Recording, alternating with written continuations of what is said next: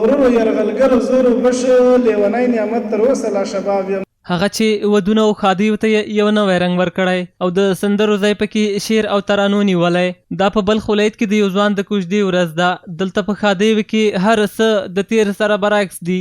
دوی د ساز او سرود پر ځای خپله ښادي په شعرونو او ترانو ښکلې کړې.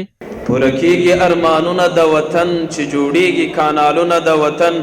وطن مو په حریت او امارت باندې ودان ساتونکی الله دی سبب ګری طالب جان.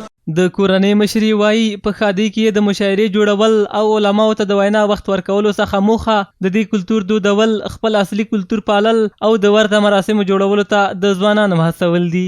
اصلي هدف د دغه ادبي مشاعرو جوړول او یا د هغې نعتیه کلام ویل او یا شعرونه او یا نظمونه او د هغه رقم د دې ترڅنګ طبعي دائم وخت تقاریر د علماء حضرات وي. دیو کې اصلي هدف دا دی چې د دې خلکو توجه او د خلکو دغه کومه مفکوره دې ته جوړه شي چې هغه موسیقي دودونه ختم کی. دغه خوښۍ ته راغلي ځوانان وایي د اسلامي امارت له راتګ وروسته په ودونو کې د دغه کلتور ملاتړ کوي ځکه چې د ټولنې ټول وګړي پکې بغیر د کومې ستونزې ګډونوال دي.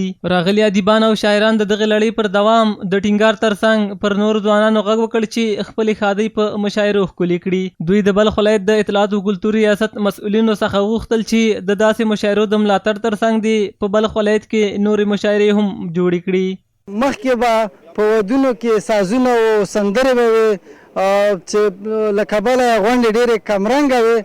شکر د الحمدلله چې د اسلامي امارت له واکمنېدو سره سم غونډو ډېر زور اخیستی ده او په ودونو کې مشاعرې کېږي، خلک پکې ترنم کوي، شعرونه وایي، خپل هغه ادبي ذوق پکې خړوبوي.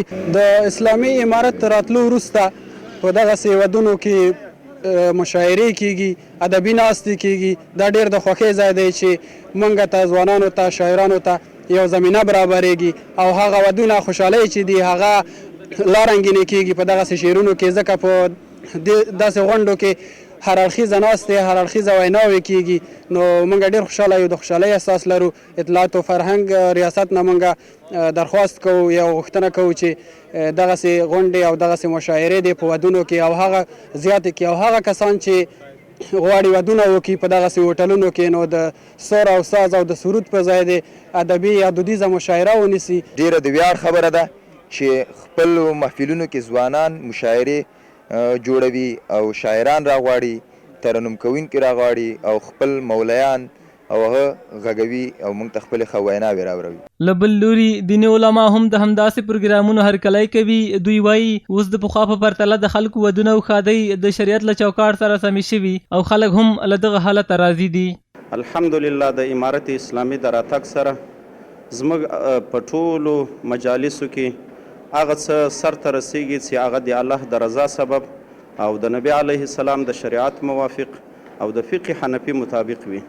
الحمدلله دا محفلونه چې اوس په دې هوټلو کې هغه برګزاره کیږي او سرته رسیږي. په دې محفلو کې د دې شروع د الله په کلام سره وي، وروسته پکې الحمدلله علما زموږ د ټولنې هغه مخور علما په دې کې بیانونه کوي، هغه د وخت سره مناسب او زموږ د ټولنې هغه مناسب هغه بیانونه کوي. الحمدلله ډېر په هغه منظمه شکل سره دا پروګرامونه سرته رسیږي. ورته مهال د بلخ ولایت د اطلاعات او کلتور ریاست مسؤلین د دې ولایت شاعرانو او ادیبانو ته په ځواب کې وایي د دې ډول پروګرامونو ملاتړ کوي او دوی ته زیری ورکوي چې د نوي کال په راتلو سره به په مناسب ورځو کې ځانګړې مشاعرې برابرې کړي.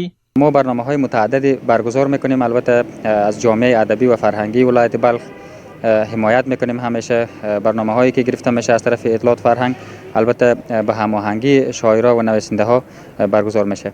دیگه انجمن‌های ادبی است، نهادهای علمی و فرهنگی است که فعالیت دارند در این راستا و در قسمت رشد هنر شعر و نویسندگی تلاش می‌ورزند. البته اداره اطلاعات فرهنگ همیشه با اونها همکار است، همیشه ما هماهنگ هستیم و ما تصمیم داریم که در سال نو بخیر یک مشاعره گل سرخ برگزار بکنیم و همچنان یک مشاعره دیگه به ارتباط پروژه ملی کانال کوشتپه ان شاء الله برگزار خواهد کردیم. یوازې بلخ نه دی چې په ودونو او ښادیو کې د مشاعرو ترڅنګ قومي مشران دیني علما ویناوې کوي، بلکې دغه کلتور اوس د هیواد په ډیرو ولایتونو کې عام شوی او د خلکو پر وینا په اوس وخت کې دې فرهنګ د ښادیو خوند څو چنده زیات کړی دی. وطن کې چې پرې ووایم د مینې څو بیتونه، چې پرې ووایم د مینې څو بیتونه